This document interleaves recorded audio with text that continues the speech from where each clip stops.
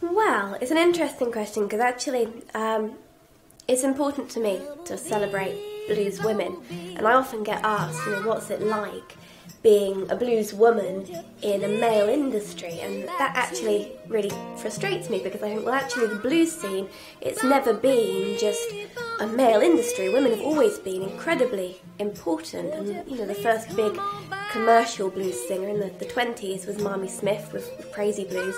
And after that, the record labels realised that this was something they could sell, and they signed up Ma Rainey and Bessie Smith, and there was a whole decade there where it wasn't the men being signed, it was the women who showed what blues music could be. It took a decade for the men to catch up.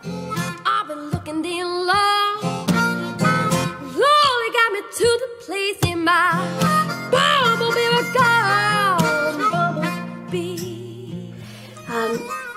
Now, Memphis Minnie, she's, extra special really, because she's a hell of a songwriter and a hell of a guitar player, and, she beat Big Bill Broomsey in a guitar duel. I wanted to cover her song because I wanted to celebrate her.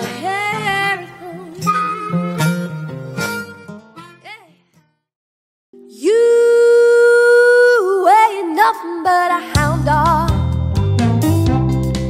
snooping all around my door. Hound Dog, of course, is a Big Mama Thornton song, and she's a amazing lady. Lieber and Stoller wrote this song especially for her. They described her as like a big bear of a lady. Her voice was humongous, and also she was great because she kind of challenged gender stereotypes and what it is to be a woman, who you can be. She wasn't at home in the kitchen, she was there fronting her band and going on tour, and she actually dressed like these smart suits and a tie like men would wear at the time. That was really important actually for a woman to be pushing those boundaries. And then of course she inspired the king of rock and roll, Elvis Presley, who covered her songs.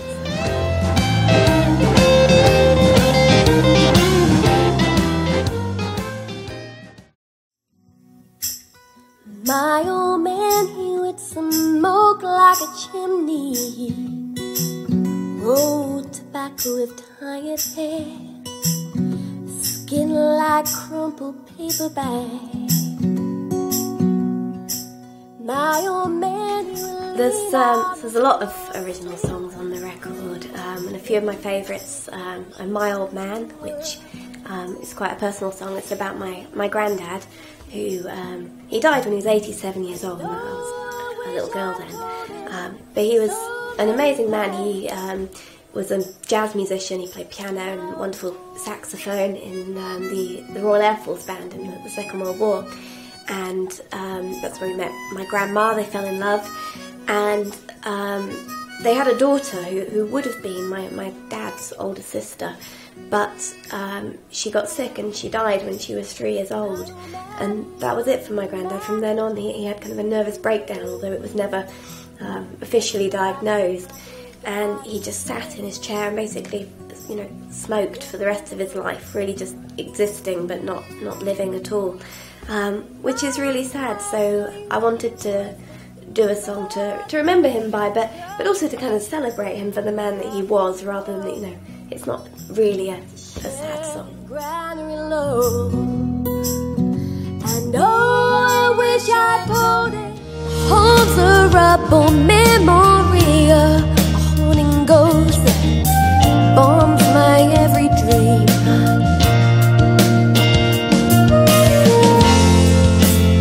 Another refugee, another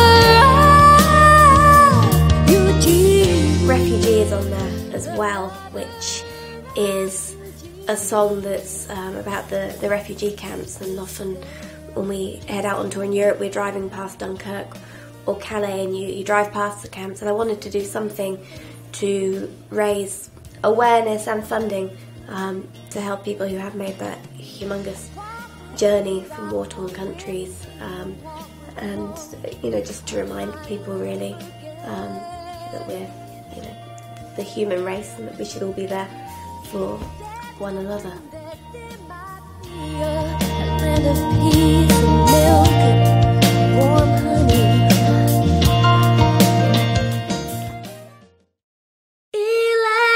Electricity surging right through me, hitting me unexpectedly, flowing through my bones. I found that I've been under kind of pressure, especially from record labels and booking agencies, to kind of decide who is she? Is she an acoustic artist or is she an electric artist? Which I think is really silly, because I don't want to be pigeonholed, and I'm definitely both. And a lot of my favourite artists, whether it's Johnny Hooker or Bob Dylan and so on, they're both. They're electric artists and they're acoustic artists. So by making an album that's literally half and half, I'm really, saying I refuse to choose. I'm going to be both of these. It's all self-expression.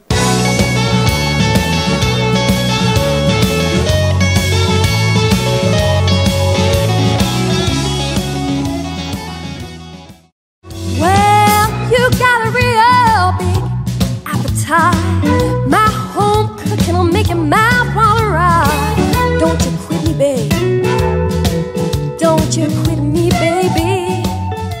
It was really great producing this record. It was a great opportunity and experience to be in charge. I loved that, and I'm lucky. I've had 10 years of being able to work with world-class producers, and Stuart Dixon and Mike Vernon taught me an awful lot, and I really felt that for this album I had the vision and I understood how to achieve that. So it was great to finally produce my own record.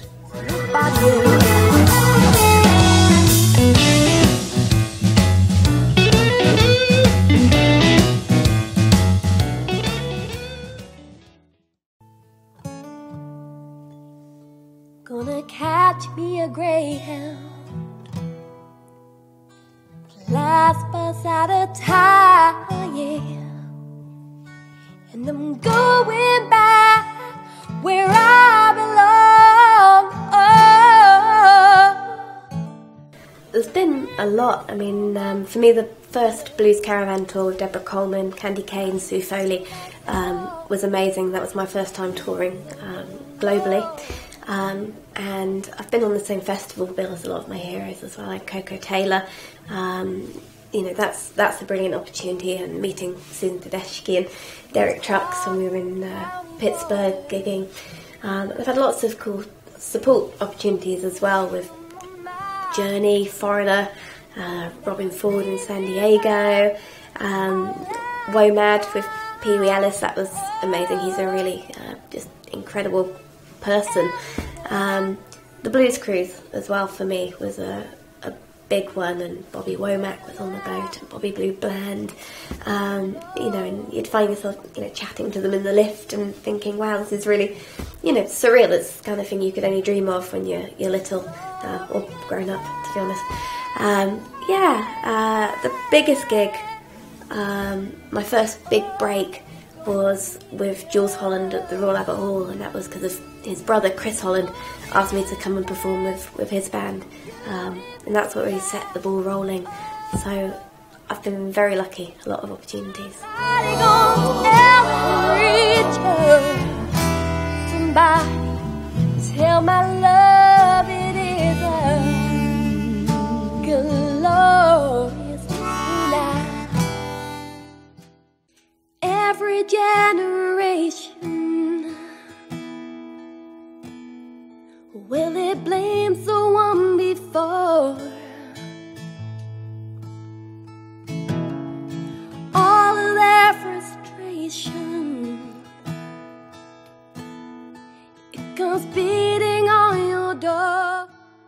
It was something that I always wanted to do, and it actually became my university project. I think because I'd grown up being completely mad about Michael Jackson and watching Heal the World and Man in the Mirror and all those videos, I really wanted to kind of follow in his footsteps and use music as something that can reach out to people and make a difference.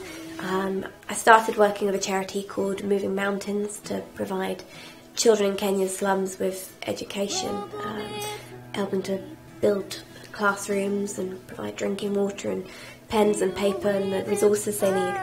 And currently I'm working with Toto Love Orphanage in Embu in Kenya.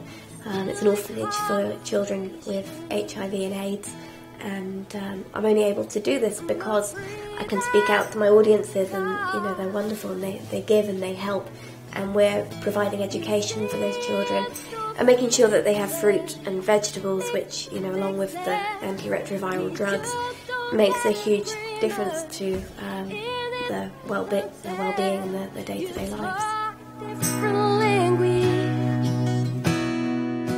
Talking in deep end. Well, I'm hot on your love, can't come down.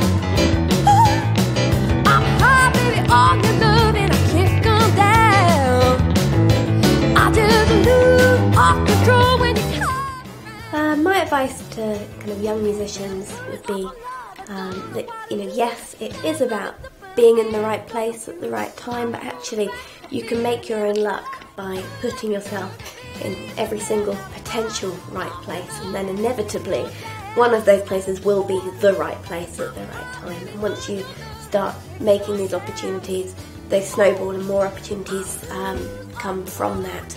So when I started, you know, I was busking in Bath and Swindon from about 14 years old, playing pub gigs and so on. When I was 15, I got my first theatre gig at about 17, opening for Maddie Pryor at the Wyvern Theatre in Swindon. Continued to, I moved to Brighton, was gigging in London an awful lot, not for any money at the beginning, and just begging for the opportunity to perform. You know, I'd say, we've already got a support act, sorry Danny, and I'd say, well, can I open for the support then? I'll just do one song, please, you know. That really works. You've just got to chase after those opportunities, and eventually it will snowball and something will happen, you know. Oh no, no, I lose off control when you come around. Come on, one more time. I be your voodoo lady. You don't need eyes to see, baby, 'cause you can feel your way. Come on. I've mainly been, in regards to my electric guitars, a Telecaster player for a long time, and even though I've collected a lot of different guitars throughout you know, the past 20 years, I always seem to come back to the Telecaster. I'm a big Albert Collins fan, and I like the way that he plays with the capo high up the neck as well, so that's something that I always come back to. That being said, I love my Martin, my acoustic guitar, and at home I play that more, you know, and actually the way I play electric guitar is, you can tell that I'm an acoustic player first. I saw John Mayer perform at the Royal Albert Hall a little while ago, and after that I had to get a Strat, you know, I just had to have one. I don't gig it, you know, it's I love the way John Mayer plays it, but I'm a Telecaster girl.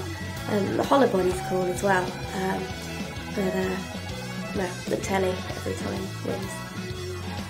You can feel your way. You can feel your way. You can feel